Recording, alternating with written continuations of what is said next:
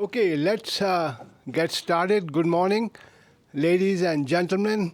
Welcome. And this is one of our very high visible seminars, and we have two distinguished guests today. And the topic is highly timely. And auto racing, motorsports market. Mr. Ken Johnston, he's our own. He has been here since 1984. And US Route 66 turns 100. Professor Gerlich is the expert. And I purposely selected these topics because they are interrelated, and celebration, 100-year celebration of Route 66 will start next year from Springfield, I believe, Illinois. And so this is where it's a very big topic in marketing. It's part of tourism, and tourism is growing in this country big time. And if you look at Indy 500 and Indianapolis, the whole industry is highly cluster-based. 200-300 companies are together, and highly skilled labor, and very well paid. If you go to Indianapolis, if you go to some of the surrounding towns, you will see all the action happening. So very quick data about this industry. It's going to hit $35 billion. And the data is available online. But the multiplier effect is very big. And that is coming out to be $160 billion. It's part of your economic development. And this is where the topic makes a very big deal. So billions of dollars are made. Millions of consumers watch worldwide. And the digital consumer is increasing, as we were talking yesterday. And that's why the industry is growing. But anyway, there are 8 states in Route 66, and it has its own charm, and it goes through Amarillo. And but anyway, I'm going to stop here. And our first guest is Mr. Kent Johnston, and he will talk about the auto racing, and he'll be followed by Professor Nick Gerlich, who will talk about the Route 66. So let's give a warm welcome.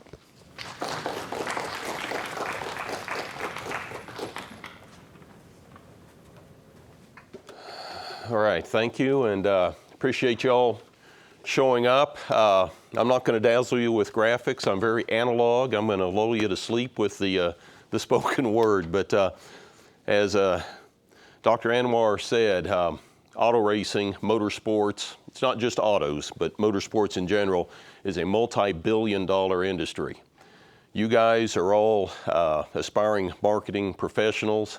I take it as you're a member of the American Marketing Association and our chapter here at WT. So what I'm going to try and do is explain a little bit about the depth of opportunity that's available to marketing professionals in motorsports. And then when I'm kind of hopscotched around that, I'm going to tell my story. Because when it's all said and done, you sit there and you think, well, gee, you know, that's cool. But I don't live in Indianapolis. I don't live in Charlotte, North Carolina. I don't live in Los Angeles. How do I get involved? And whereas at one time I thought my story was unique, the reality is it's kind of common in how it occurs and plays out. So to start with, you may or may not be an auto racing fan or a motorsports fan, but who ever turned on the TV and seen cars go around in circles and you know it's an auto race and you say, that's cool, or you may have no interest and you switch off.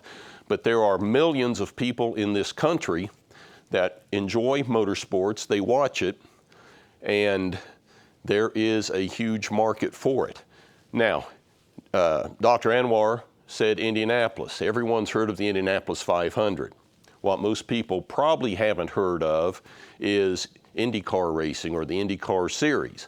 It is actually a racing series which has 16 or 17 events, of which the Indianapolis 500 is the cornerstone of it. But then you also have NASCAR. Everyone's heard of NASCAR. A lot of people think any kind of racing, hey, I'm watching a NASCAR. But it is a specific series, which inside of that series, they've got the Cup Series, they've got the Xfinity Series, they've got the Craftsman Truck Series, and then they have grassroots series that go all the way down to local tracks that they sanction to carry the NASCAR name. You've got the National Hot Rod Association, NHRA. You've got the International Hot Rod Association, IHRA, sanctioning drag racing. You've got drag racing out here at Amarillo Speedway. You've got drag racing in Ennis, Texas at the Texas Motorplex. It's all over the country. You've got dirt track racing, World of Outlaws, high limit racing. You've got USAC with all of their series. So there is racing everywhere you look. You think of Route 66 Motor Speedway here in Amarillo. Some of you may have gone out and seen racing there, but every Saturday night there's 2,000 to 3,000 fans that pay $10 to $20 each to go out and watch local racers compete in 6 or 7 different categories out there. What I'm getting at is there are a lot of opportunities to market because none of these cars run by themselves. They run on not gasoline or methanol, but dollars. And those dollars come from sponsorships or out of the owner's pocket. And an owner can only carry a car so long. So be it a racing series or a race team, they all employ or utilize, sometimes it's volunteer, marketing professionals to help spread the word. Every sponsor that you see on a fender, on a wing, on a tire, on a uniform is there because a company or a corporation is wanting to get their logo and their product out in the open. To do that, they have to have a contract or an agreement with the team or the driver. To do that, they utilize a marketing professional to arrange the agreement. And then once the agreement's made, that marketing professional or marketing team spreads the gospel, so to speak, whether it's to industry insiders or whether it's to the public through TV or radio commercials or print ads. Marketing is all about spreading the word, and that's something you guys have learned from the get-go in your marketing classes. Now, we've talked about the series. There's lots of series, and I didn't name them all because there are too many to mention. We didn't even talk about motorcycle racing. Some of you may watch Supercross or the road racing from Daytona. We haven't talked about power boats that are out there. We haven't talked about karting. Many of you may not be aware that I'm not going to call them go-karts because that's a misnomer, but karting is extremely popular world over. That's where a lot of race drivers get their start. If you've never seen things go fast, you need to YouTube up national karting events and watch guys race them. It's absolutely spectacular. But even those have sponsorship opportunities and marketing opportunities. So inside each series, there are numerous opportunities. Each of the series employ 1 or sometimes 10 or 20 marketing professionals to pitch their schedule, pitch their accomplishments, pitch their drivers. That's each of those series.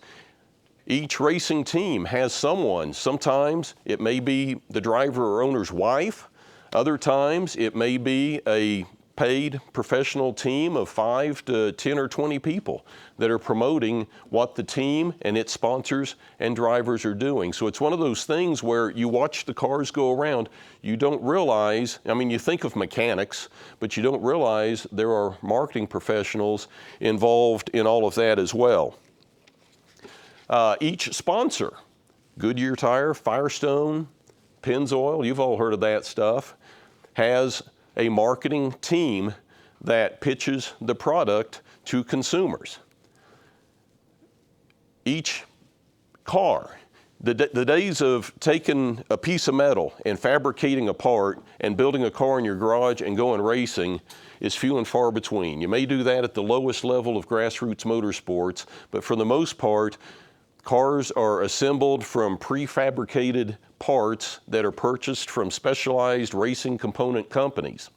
These companies have marketing professionals which pitch their product to the suppliers, the distributors, and ultimately to the teams. So again, you've got opportunities to be a marketing professional working. You think about a motor. How many parts are in a motor? You've got camshafts, you've got gears, you've got spark plugs, you've got injectors. The list goes on and on. Each of those parts is produced by a company, and that company has to be able to sell its product, and to sell its product, they need marketing. So once again, you're back to, you got to pitch your product, you sell it to a race team, the team has success, you promote that. That's where that all comes from.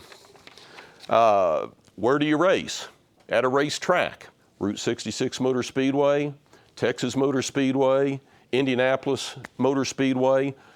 Every track has some sort of organized, concentrated marketing team. It may be the track owner's family that's doing it, such as out at Route 66, or it may be like at Indianapolis, 15 or 20 people whose sole job is to promote the activities that are taking place at that track. You may have the Indy 500, but you may also have swap meets every Friday. You may have meet and greets in the garage area, whatever. But there are opportunities for marketing professionals to earn a viable living working for racetracks. I talked about the manufacturing. Teams, sponsors, manufacturers, as I said, they employ marketing professionals. Some of them may be in-house. Some of the times they outsource to a professional marketing firm. What that does is that relieves the burden of having to come up with a marketing plan and having to come up with a strategy for how to promote, and they have offloaded it to a company that exists solely for that. Marketing firms may oversee hundreds of different sponsor ideas and companies, but they have a platform which works. They utilize it for every product, and the word is being spread. I have a good friend of mine that when I was at Indiana State, he was our basketball manager, and we worked together for the Indy Racing League for a couple years.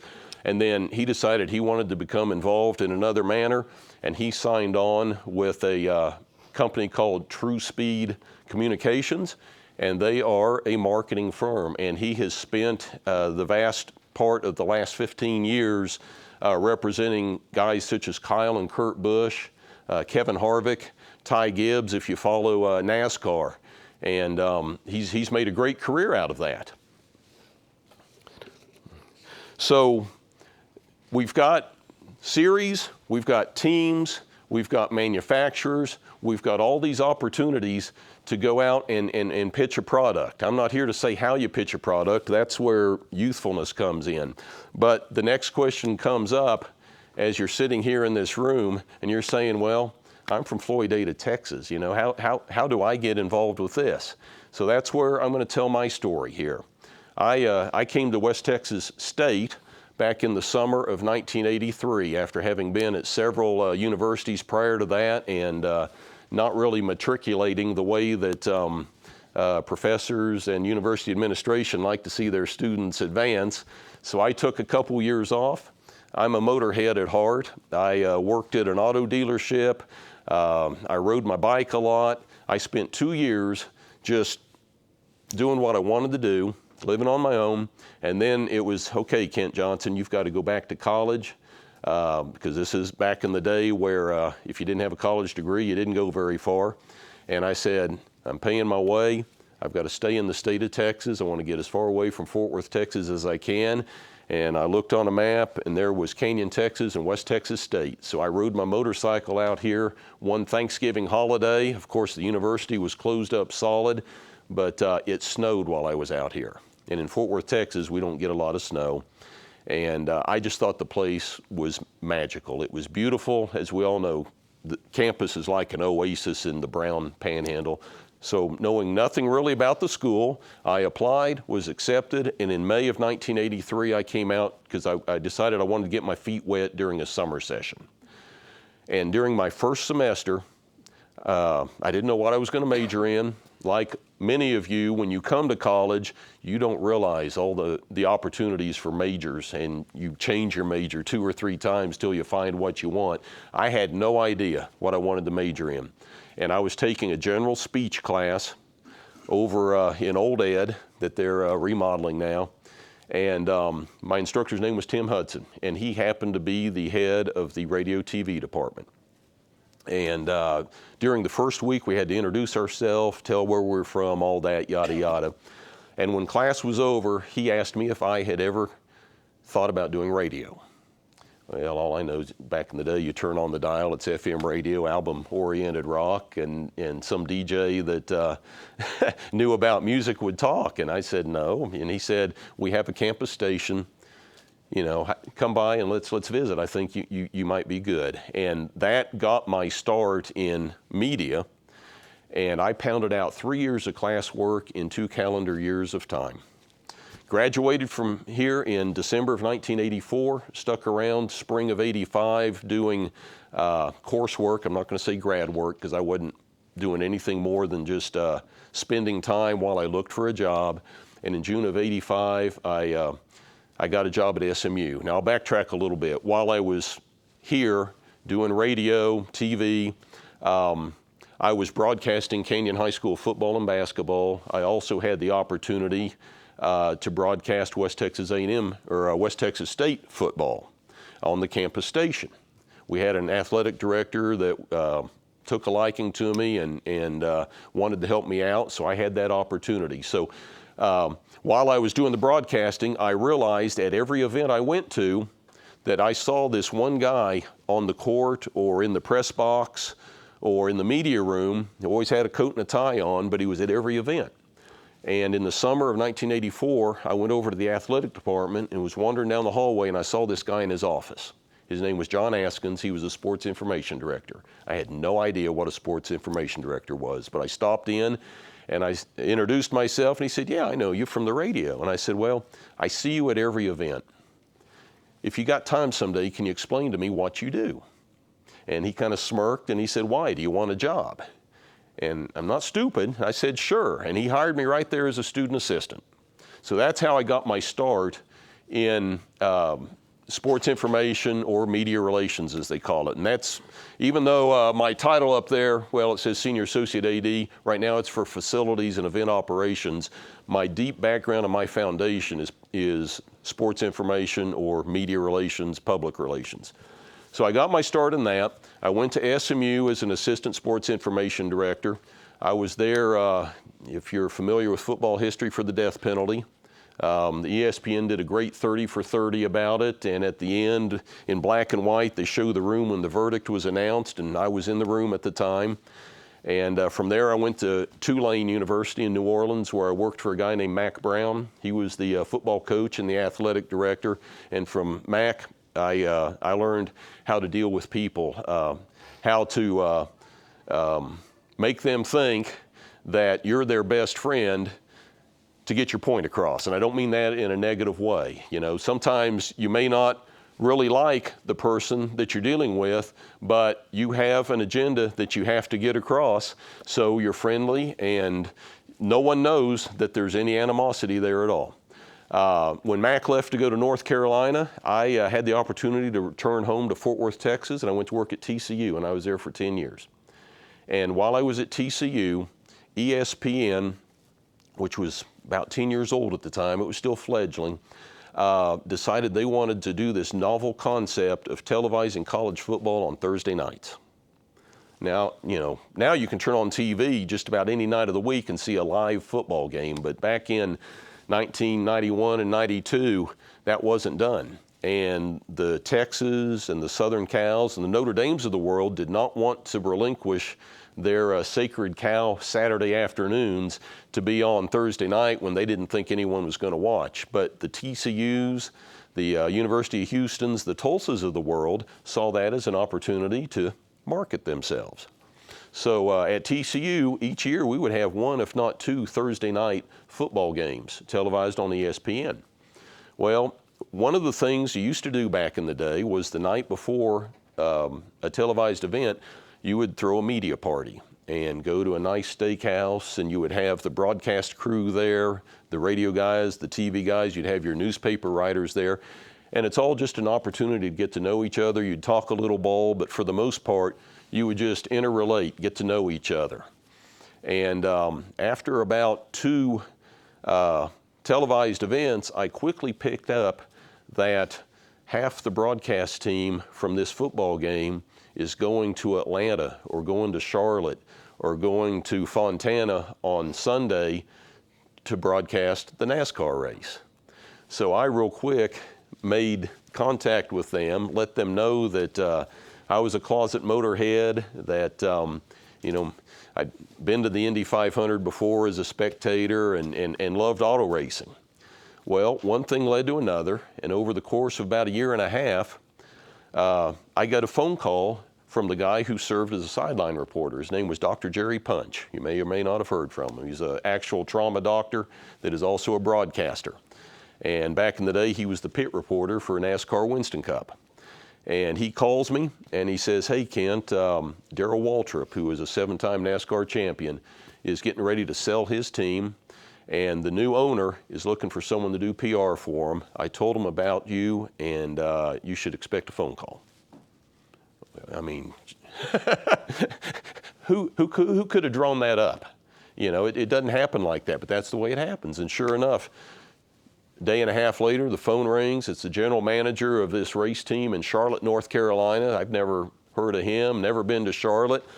And "Hey, Dr. Punch was telling us about you, and we think you can help us out. Would you be interested in visiting with us?" I said, "Sure." They flew a plane down to Meacham Field in Fort Worth to pick me up and take me to Charlotte, North Carolina to talk with their management council about what I could do for them in the area of public relations and marketing. They hired me on the spot. 2 weeks later, I'm packing my bags. I'm moving to Charlotte, North Carolina. Sight unseen, really, but that was the start of my journey. As it turned out, the NASCAR team didn't do real well. We had Darrell Waltrip for a year, and then the second year, we had a series of drivers. We didn't have a lot of money. They started cutting jobs within the organization. We went from like an 8-person front office to me and the girl who was writing the checks, and that was it. So after about a year and a half, I thought, I need to find a parachute and find a place to land, or I'm going to be sitting here with a mortgage and this team's going under, which it eventually did. But I ended up at Indiana State University in Terre Haute, Indiana. What most people don't realize is that up until 2 years ago, the Indianapolis Motor Speedway was run by an organization called Clabber Girl Baking Powder, Clabber Girl Baking Company in Terre Haute, Indiana. It's the Holman George family. And Tony Holman had purchased the Indianapolis Motor Speedway in 1946 or 47 and had turned it into what it is today. And his son, actually, his grandson took over and was president of the company when I was at ISU. But to backtrack, when I was doing my NASCAR deal, one of our first events was the Brickyard 400 at the Indianapolis Motor Speedway. And this was our first event as a new race team. So we did a PR event at the Speedway the day before the race. And I worked through the Speedway's communications group, through their marketing people, to promote the event. And it was very successful. And then I ended up at Indiana State, and the first thing I did was I picked up the phone and I called over to the Speedway, talked to the guys that I'd worked with earlier on that PR event, and I said, "Hey, just FYI, I'm over here at ISU now. If you need help at any of your events, I'd like to help you out." And they took me up on it. And so I worked the Brickyard 400, the Indy 500. Eventually, I helped out at the F1 race when they raced Formula One there. But I got my foot in the door. And I did that from 1999 till 2002. And in December of 2002, it's like Santa Claus came calling again. I get a phone call, and it was from the Indianapolis Motor Speedway. It's actually from IndyCar, but it's all an arm of that.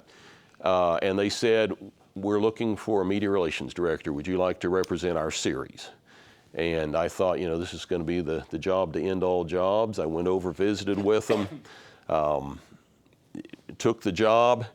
I did it for a year. It wasn't what I thought it was going to be. But in doing that, I met more people nationally, locally. If you're into IndyCar racing, Indianapolis is the place to be, and that's where I was. So I spread my branches, so to speak. And when I got out of that, I got a call from a team called Andretti Green Racing. And anyone that follows motorsports at all knows the name Andretti. This was partially owned by Michael, son of Mario, and then another gentleman named Kim Green. And we had 4 cars that we ran at every race. And at Indianapolis, we ran a 5th car because Michael ran twice. And I was with them from 2004 through 2007. And won Indy 500. I got my winner's ring here. We had 2 championships, and it was just a multitude of successes. We had 4 cars. We were backed by Honda. It was like working for the New York Yankees in motorsports, and it was great. And everything rolls along, but motorsports is one of the most volatile industries you can get into. And I'm not saying this to scare you, but like any technologically driven industry, it is vastly affected by the market.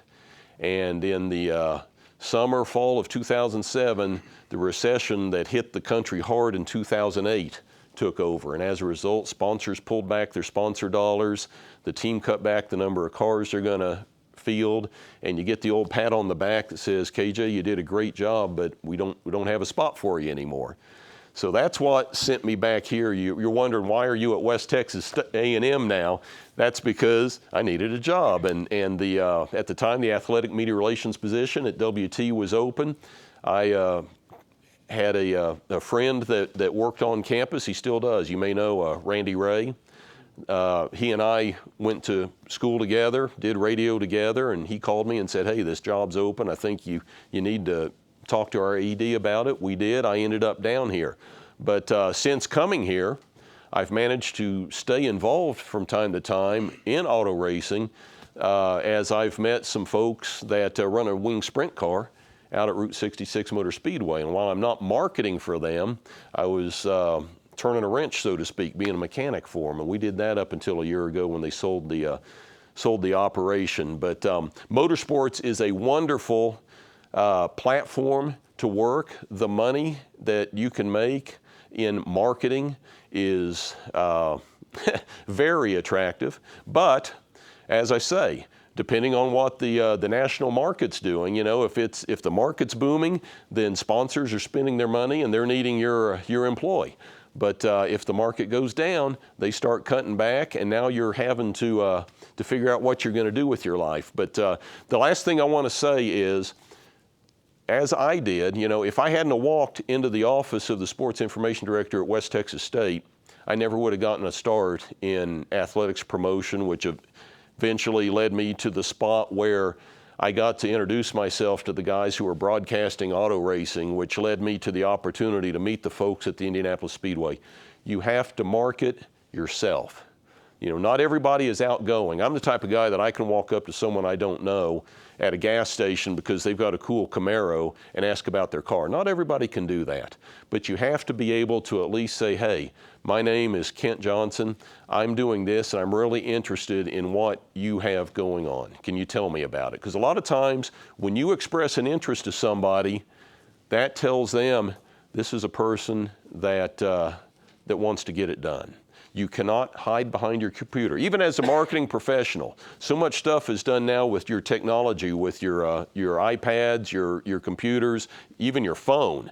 You can send out all the sponsor paraphernalia and publicity that you want.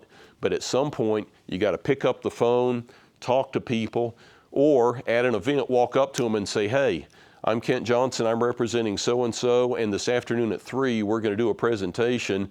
I think you might be interested in it, and it'd be nice if you could show up. You've got to be able to step out there, sell yourself, and you'll be surprised at the opportunities that come your way. I appreciate you all letting me come talk to you now. We're going to bring Dr. Gerlich up. He's going to show you things on the video board. I couldn't do that for you, but hopefully when we're done, you've got some questions and we can do some Q&A. Thank you.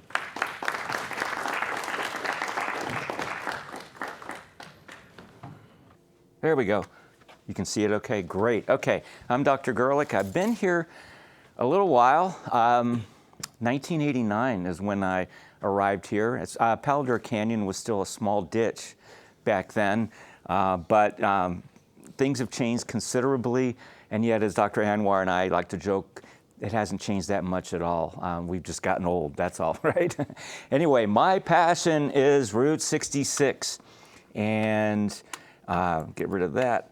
I have been following Route 66 for a long time. Actually, I grew up close to its origins. I grew up in Chicago, and I was born in the city, and then my parents moved out to the south suburbs. I was never really that far from Route 66 because that's where it started, and it ran all the way to the West Coast. We took it on numerous family vacations back in the 1960s before the interstate highways started replacing the old road. So little did I know back then that I was planting seeds for my future activities, exploring up and down the old road. And so we actually came to Amarillo at least once driving here on Route 66. I have memories of my dad having to get on and off various pieces of Interstate 40 while it was still being built, and then get on the old road, and then get back on the new freeway and off again to get on 66. So I got to experience it about the best I could during that transition period when we were going from the old two-lane roads to the modern freeways that we all just kind of take for granted these days. I also grew up with a dad who had his own adventures. Back in 1955, he bought a 55 Bel Air. It was a turquoise blue with the white top. It was a beauty. And he and two other pals took the ultimate bachelor trip. They drove from Chicago to Los Angeles down Route 66. And then they went up the coast to San Francisco and came home on US 30. But they got to see the Mother Road, and I got to hear stories about it till the day he died. And so I cherish those. I've got videos and audio recordings of him telling stories. Little sidebar here, guys. If you want to remember the folks that you love, do that, okay? Talk to them. Get their oral histories while you can. You won't regret it. So let's take a little trip down Route 66. Route 66, as we have kind of made abundantly clear here, is about to turn 100. It's called the Mother Road. This is attributed actually to something that author John Steinbeck called it back in 1939, but I'll get to that in a moment. It's also called the Main Street of America. It is one of the most famous highways in the U.S., and you might think, wasn't it just any other road? Well, you know, here's the funny thing. When you grew up along it back then, like my dad, it was just another road. Nobody thought someday this road's going to be famous and we're going to have tourists coming to see it and all that. No, they didn't think like that. It just became the most important road in the history of the U.S. by virtue of the role it played in our history, in our commerce, and in our pop culture. There's the basic route. Started in Chicago, came down through Amarillo, of course, and then there was a little bit of a historic hiccup over there in New Mexico. The original route actually went up to Santa Fe, but by 1937, this was a political hot potato, guys. They got things straightened out, and they made it more direct, going from Santa Rosa straight over to Albuquerque, and then eventually onto the West Coast. Now, the thing to remember here is the ink never really dried on the Route 66 map back in the day, because these were the early days of modern road building, and so they were learning as they went. And so they would build a road, and then they figured out, oh, that Dead Man's Curve over there was not such a great idea. Let's try to straighten it out. And so they would build a new path for the road. Or maybe they would build a bypass around a town because it was getting a little too congested. Believe it or not, the history of bypasses goes back to the early 1930s. I think it was Dept, Oklahoma, tiny little town between Tulsa and Joplin, that had the first bypass that totally avoided going through the center of town. But you got to think back when they were laying out these roads in the early days, they wanted the road to go through the center of town. Why would that be? Because it brought business.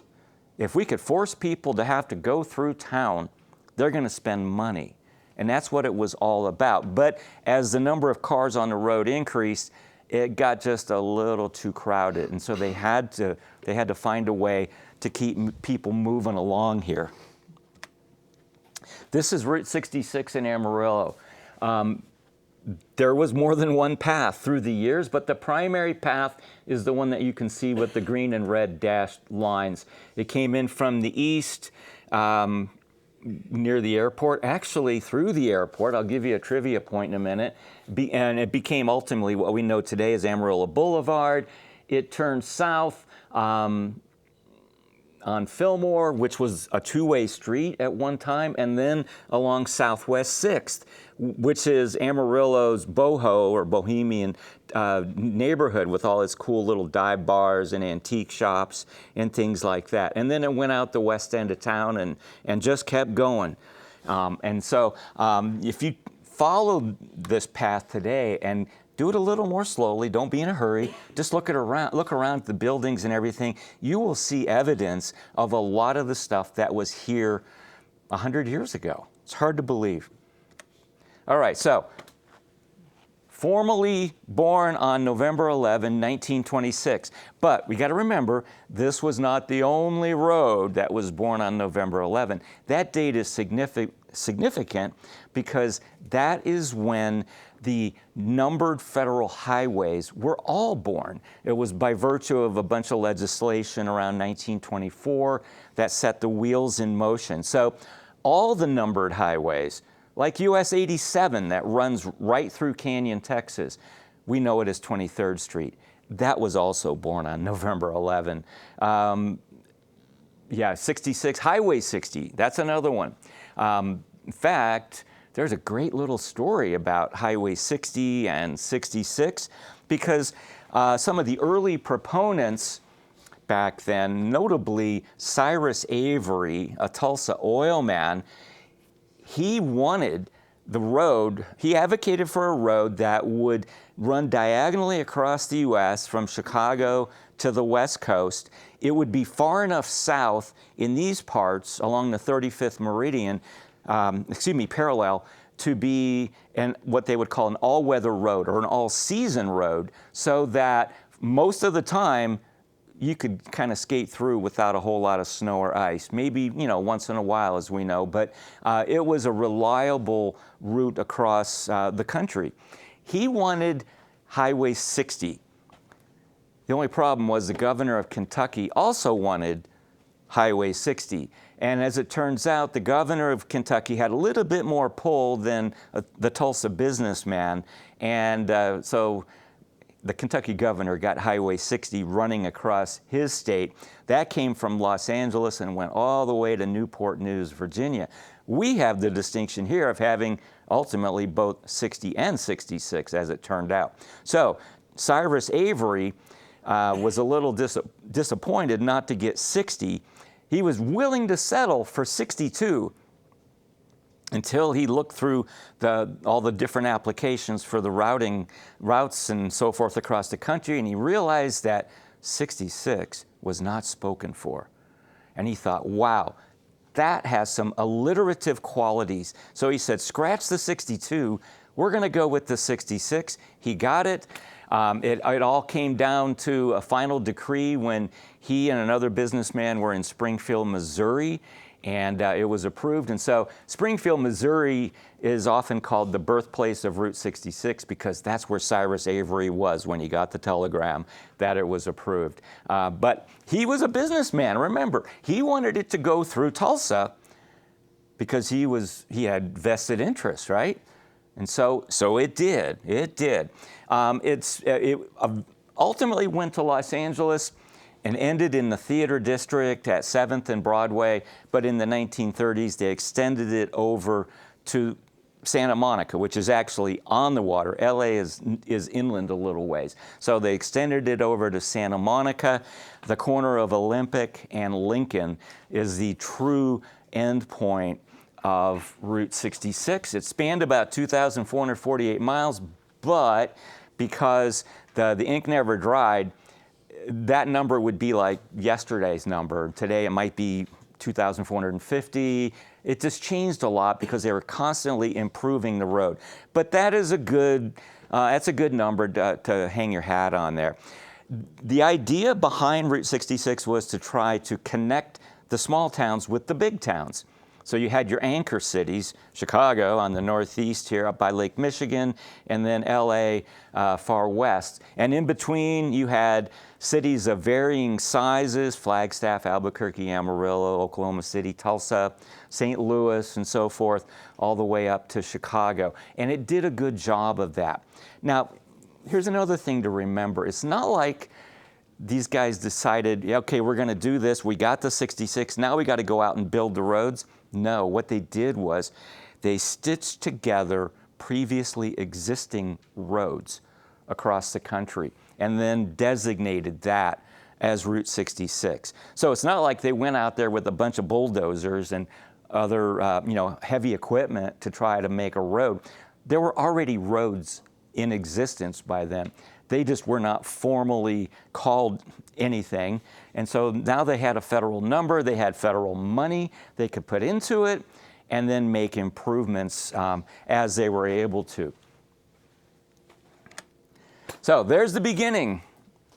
Downtown Chicago. This is Adams Street, where it just comes off of Michigan Avenue. This is where everybody starts their tour if you want to see Route 66. And there's no parking there, but we do it anyway. We just let's pull up to the curb real fast, get out, take a few snaps, and then off we go, heading west.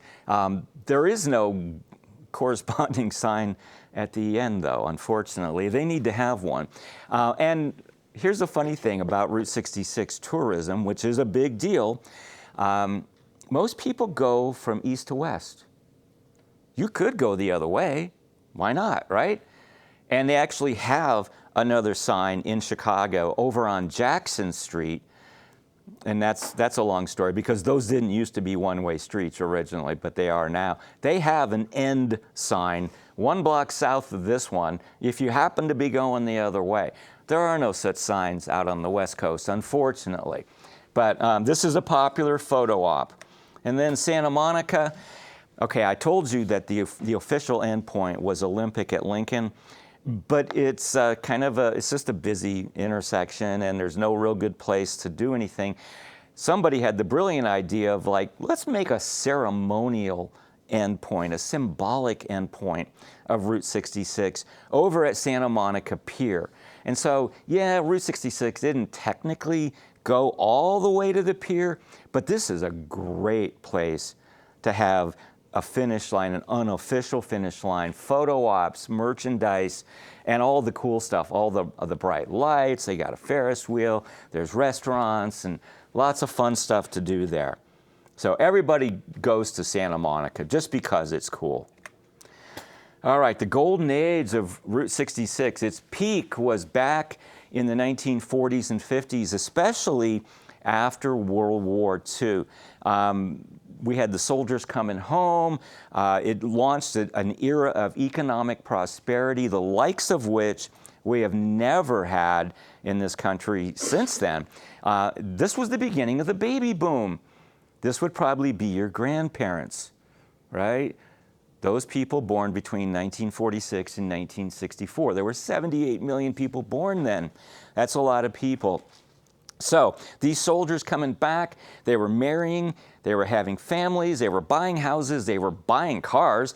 I mean, they were achieving the American dream. And they started doing what we now take for granted. They created a cultural touchstone, the Great American Road Trip. And so that's what they started doing. It's not that people weren't traveling before them, but this just ushered in a whole new era of this. And it symbolized freedom and adventure for travelers. It basically allowed people to go long distances in their car, in the privacy of their car. They didn't have to take a train or anything like that. They could go on their own terms. In the process, they supported local economies along the way. Here's the 3 pillars of tourism, guys. Gas, food, and lodging. Those are the things you need, right? Gas, food, and lodging. And so they supported a lot of these small mom and pop businesses. This is long before Buc-ee's was an idea for anybody, okay? If you go to Tucumcari, New Mexico, not far from here, hour and a half, hour 45, you will see that town, that little town of 5,000 is kind of like a time capsule, a well-preserved slice of history. There are several vintage motels still in business there, some vintage diners. And while the gas stations aren't open for business anymore, the city has done a great job saving them and using them as art space for murals and so forth. And they've dressed them up to look like they once did back in the 40s and 50s. All right, and of course, Route 66 has played a huge role in pop culture, music, and literature. For example, 1939, The Grapes of Wrath by John Steinbeck. The movie came out the next year in 1940. It features a Dust Bowl family from Oklahoma venturing west with everybody and everything in a jalopy heading west. And they were on their way to California looking for a better life. They were like so many other Dust Bowl refugees back then. And of course, it's a novel, but it's a novel based on a lot of historic reality. Then there was the song that Bobby Troup wrote in 1946, Get Your Kicks on Route 66. And there's a neat story behind that. Bobby and his wife were actually traveling from Pittsburgh to LA. He was an aspiring actor, and he was also, a songwriter and lyricist.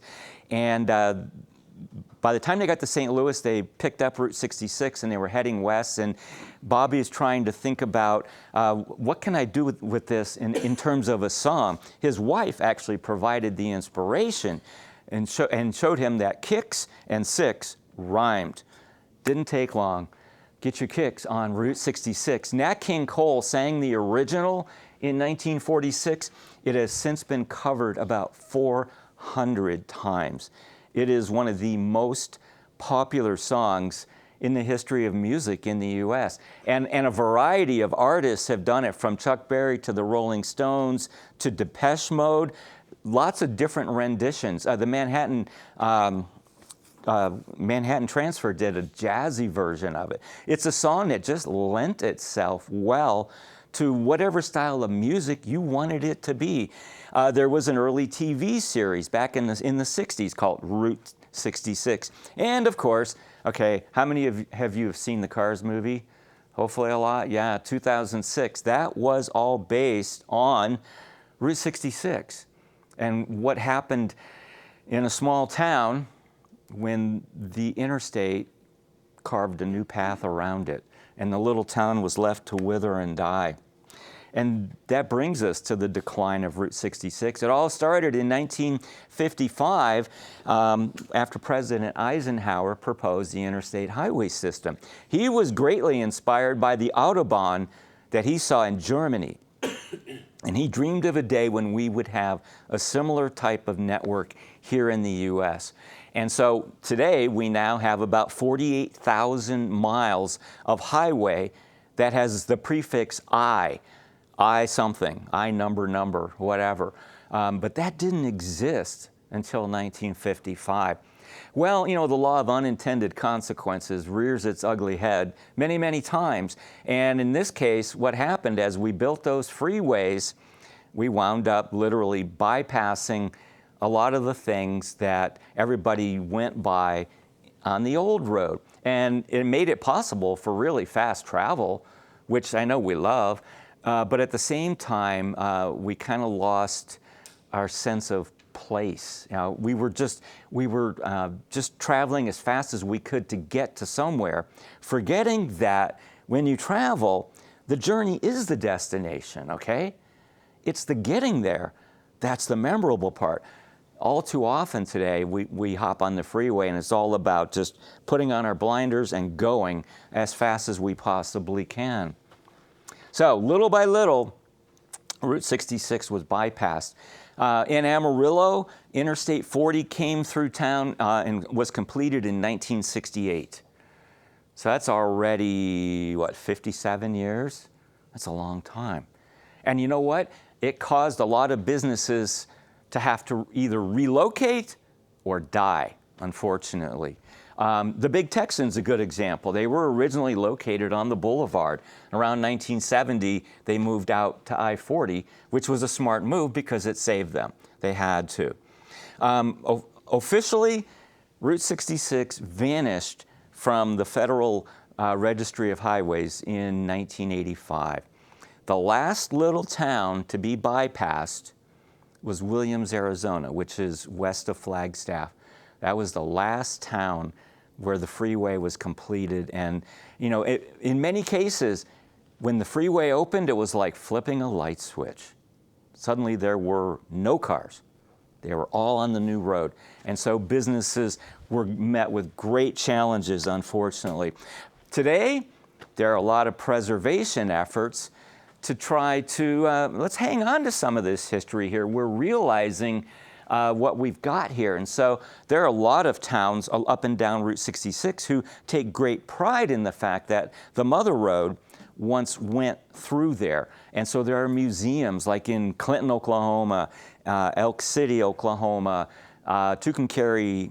Let's see, the museum is closed right now, but it'll come back one of these days. Santa Rosa has a museum, and there are quite a few others.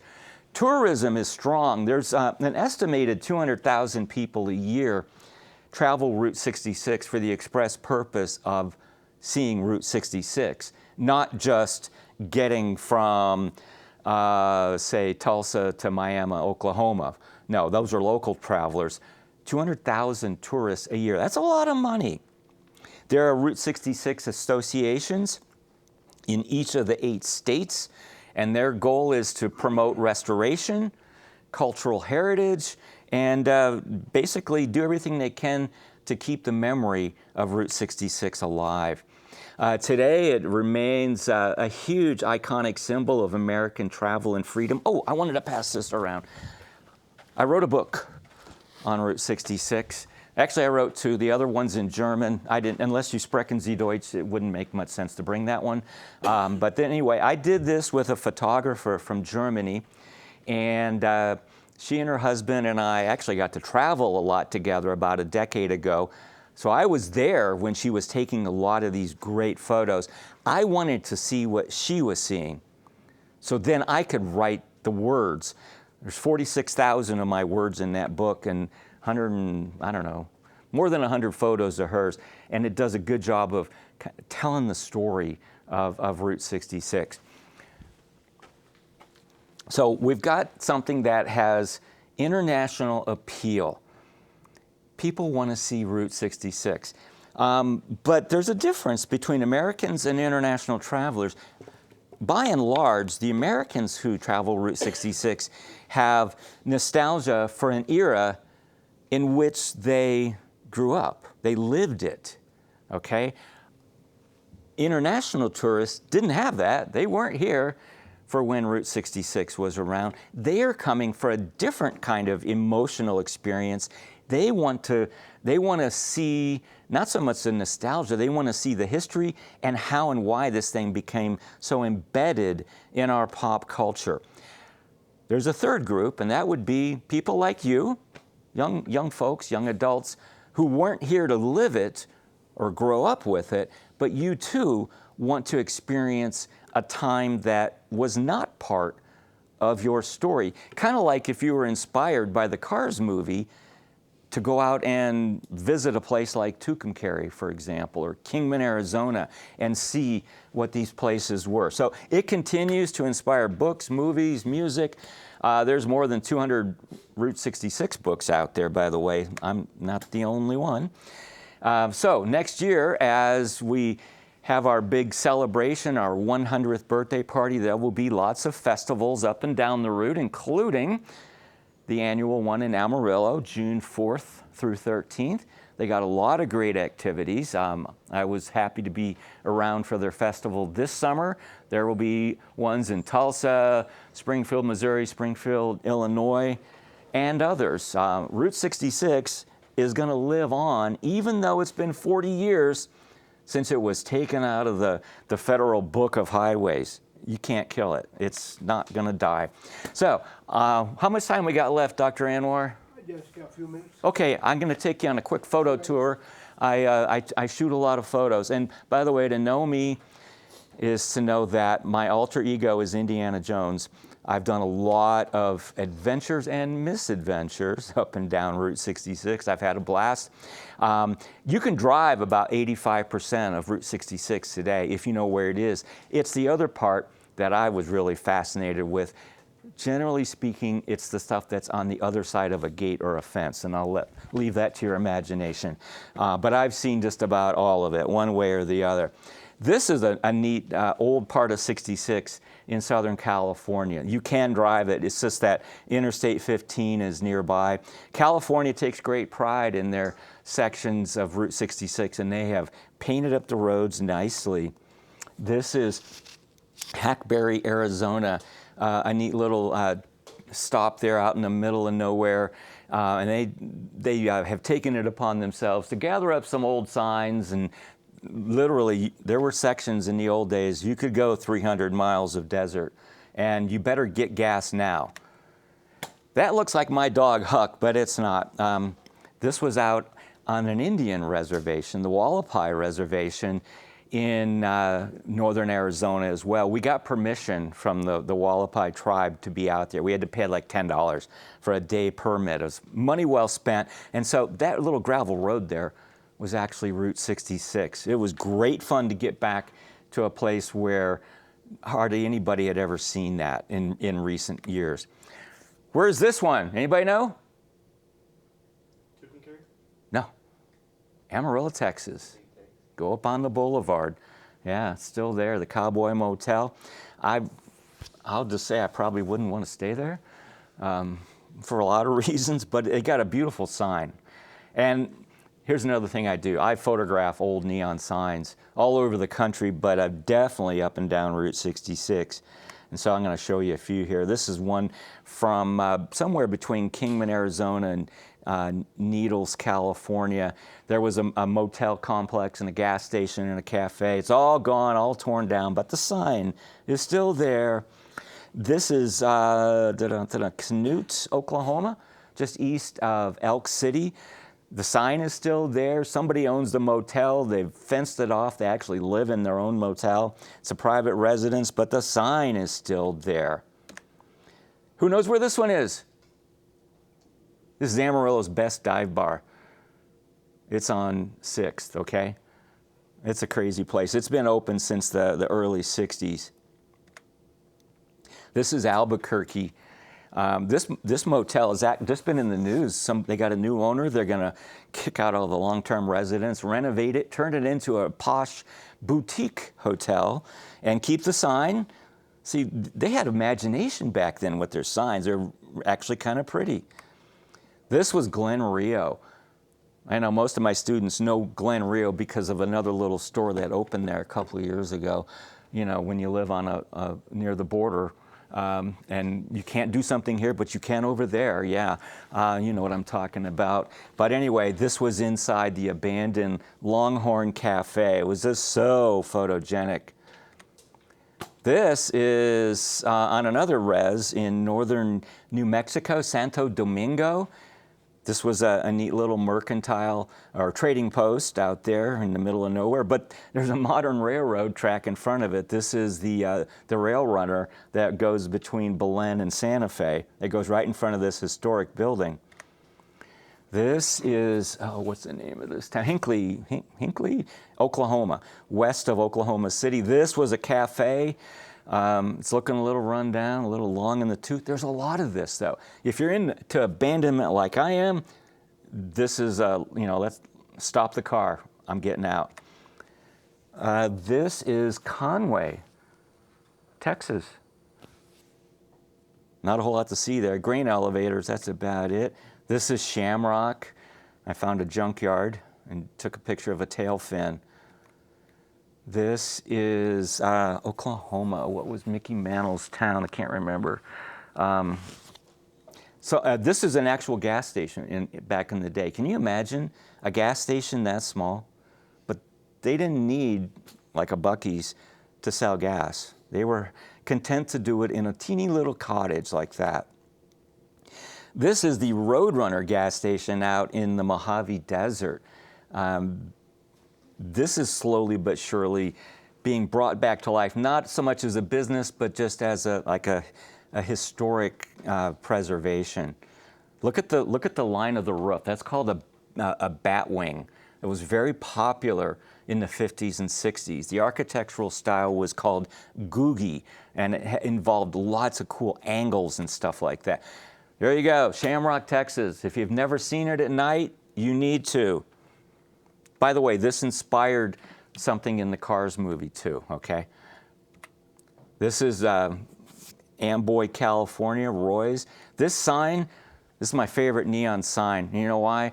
Because it was illuminated 3 days before I was born. That's why. It's totally random. It was turned on February 1, 1959, and I came along 3 days later. I didn't know about it till, I don't know, 15 years ago. But oh gosh, this is eastern New Mexico. I'll just speed along here. This is Wilderado, an old grain elevator. Sadly, if you go see this today, the top part, I'm pointing, the top part, the cupola, blew off during a windstorm. So it's kind of like it got its head chopped off. This is the Sidewalk Highway near Miami, Oklahoma. Back in the old days, some parts didn't have enough money to make a really wide road with pavement. So instead of a 2-lane paved road, they put one skinny lane and then had dirt off to the side. So if you met a car coming head on, you kind of had to pull off the road. So this was a poor man's road. This is Afton, Oklahoma. It's a sorry place, believe me. This is one of those places where I said I'm not going to get people in my photo because I never want to objectify poverty. The folks living in there, it was sad. This is the Coleman Theater in Miami, Oklahoma. This is an amazing place if you ever get a chance to go there. The pipe organ will blow your mind. Oh, Winslow, Arizona, right? Standing on a corner? You've heard that song by the Eagles, or I know your grandparents did. They grew up with it. So anyway, Winslow, Arizona made this neat little park that honored the song, that mentioned them. And this is a major tourist stop to be able to get off there and take your picture standing on a corner, right? It's a girl, my lord, in a flatbed Ford. What's the next line? Slowing down to take a look at me, right? Yeah. Also in Winslow, La Posada, I know, Dr. Anwar, you have stayed there. I've stayed there many times. This is an old railroad era hotel that was restored by a couple from LA. This is top shelf.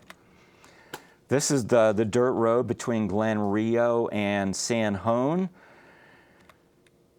Here's an Amarillo shot, the Triangle Motel. There's actually a guy who lives in it. That's a story for another day, but it's still standing. Oh, and now we're down just about to the end. I talked about preservation a few minutes ago.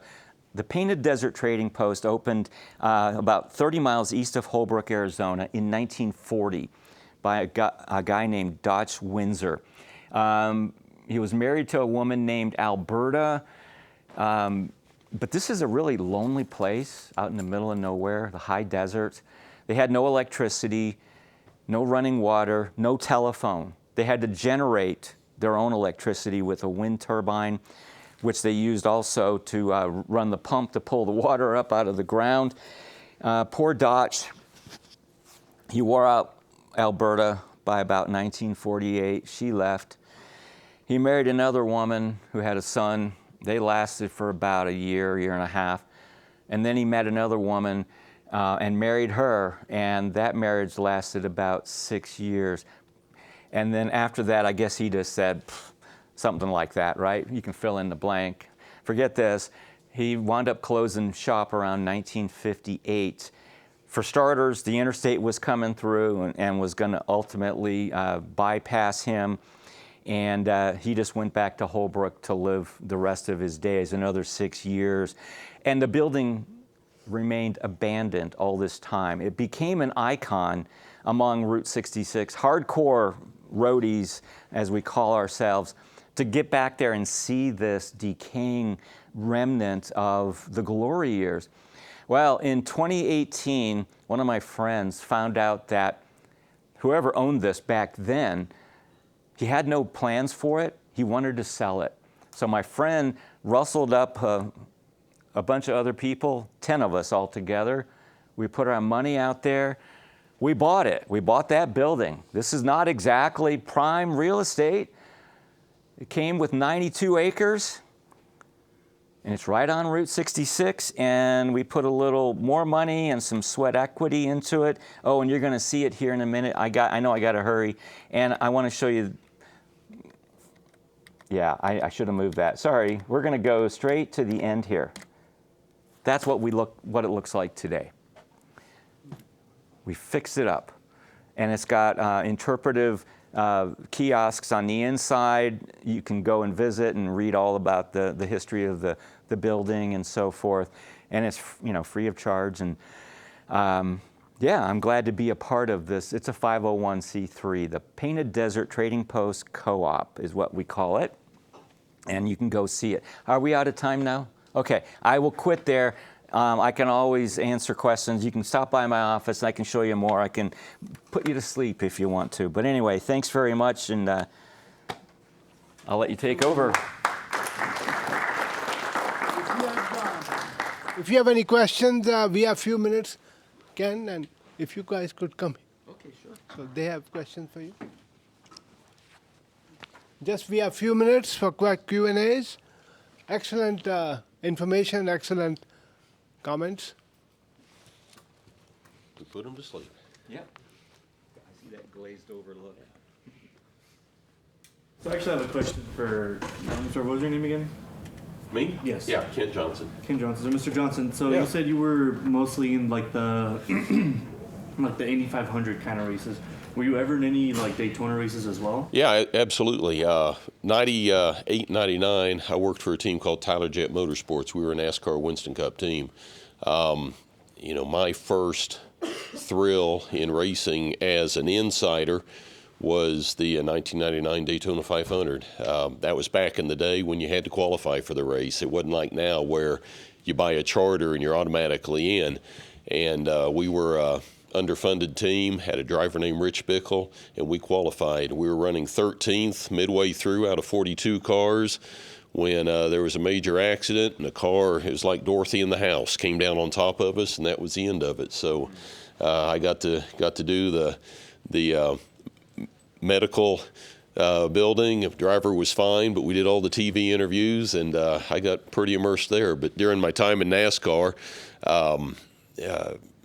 my first driver was Darrell Waltrip, who was best friends with Dale Earnhardt Sr. So I got to, I won't say hang out, but got to know him and his son Dale Jr. and stuff like that. We, won't say personal friends, but we had business crossings together. What would you say would be your not just you personally, your like most memorable or favorite thing that happened in racing? Like mine personally was when Ford raced Shelby American, and I don't remember what the other one was, and Ken Miles was driving for Ford Shelby American and won that Daytona. Yeah, I mean, for me it was because we go back. My family was originally from Indiana. My granddad as a kid would go down to the Speedway. I say as a kid, he was in his 20s, but this is back before things got corporate like they are now. And when it would rain, they would let the public go out on the track and drive around to dry the track. He did that. My dad played in the Purdue band, and they are the feature band at the Indy 500. So for 3 years, he was there on the track playing in the band. And then for me to get to first be the PR director for the series that competed there was neat. But no, the standout had to be in 2005 when we had a driver named Dan Weldon, who that was the year that Danica Patrick raced at Indianapolis. In the final 20 laps, there was numerous yellow flags, and Danica would lead at the yellow, and then Dan would pass her, and he ultimately won. And everyone thinks of the race as the year Danica was there rather than the race that Dan Weldon won. But to win Indy 500 and get to be involved with the post-race festivities. That year also, one of the drivers I represented was Tony Kanaan. He sat on the pole. So that to me was the ultimate in racing, because I always knew the Indy 500 was special because that was the one Sunday each year my parents didn't make me go to Sunday school. We stayed home and listened on the radio, and that meant something. And then here, 30 years later, I'm smack in the middle of it. That's, that was pretty cool. Mr. Gerlich, this question's for you. My name is Willie Wiggins. I'm an aspiring musician, and I've got a great appreciation for the things of old. Like, I love Route 66. I play at the Big Texan. What would you say a good location would be to, shoot a cool vintage music video on Route 66? Oh, my. I could think of a few places. That would be one. That's awesome. I can make that happen for you. Oh, my goodness. Oh, yeah. I'm part of the ownership group, so I can get you through the gate. So it's about a 6.5 hour drive from here. But I guarantee, Every second. yeah, It's amazing. you won't have any traffic going by because it's an otherwise closed off road. So yeah, that would be cool Yes, to do sir. it out I there. would love it. I tell you, I'm kind of learning how to market myself as a musician, and anything like that, that is right up my Oh, yeah. vibe and alley. So that's Come really talk to cool. me. We'll get this. Is there electricity yet? You got to bring your own electricity. We got a generator. Good. We'll crank that You're good. up. We're That's gonna all do you need. Bring a cooler full of beverages. It gets hot out there, but yeah, we can do that. Yes, sir. That's awesome. Well, thanks so much. Just quick comment. When I came in 1987, August 23rd, I drove on I-40 19 hours from San Diego to Canyon, Texas, and I'm still here. But because of this road, Nick, Kent also knows, we made close to 100 trips to Santa Fe in the last 38 years, me and my wife. So there is a lot of nostalgia, heritage, and that's why we selected this topic. But thanks so much. I hope we have another session next year because it's a big event. But thank you so much.